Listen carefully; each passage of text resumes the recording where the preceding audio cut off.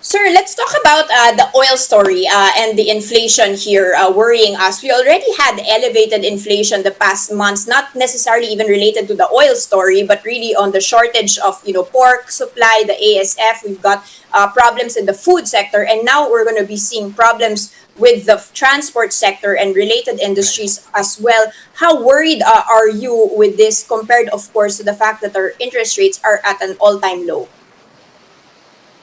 Locally, I think our corporates have managed it well. We've already anticipated supply side issue, so they've addressed that.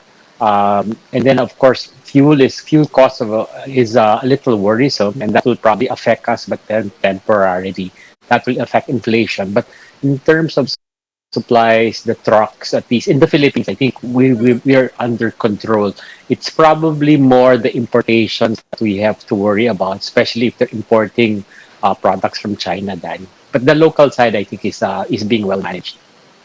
Okay, sir, what about the reopening of the economy and the fact that there will be more demand, not just for transport, but just for energy in general? We're going to be going back to work. We're going to be, and won't these prices become quite spike? Won't we expect a spike in these prices? And can consumers afford that with the tepid growth?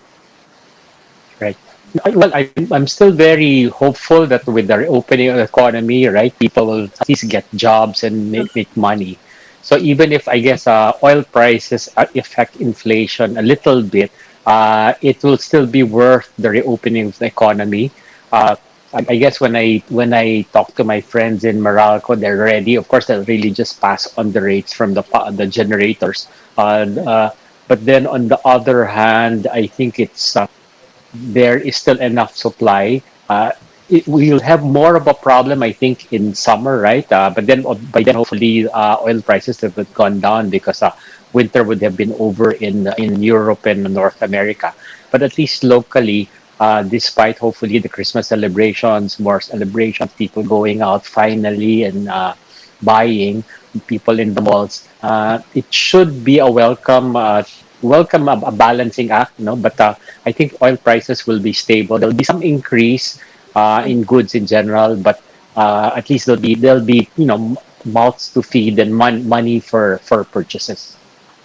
Sir Ed, are there any industries at all that might benefit from this energy crunch or the oil crisis? You mentioned, Meralco, but there's also the likes of Petron. You've got Aboitiz Power, even AC Energy. Are these firms or FGen going to be in focus right now because of this energy story? You're right. The energy companies in general will be doing well. So Petron has already been going up significantly. I think even Filipino Shell has.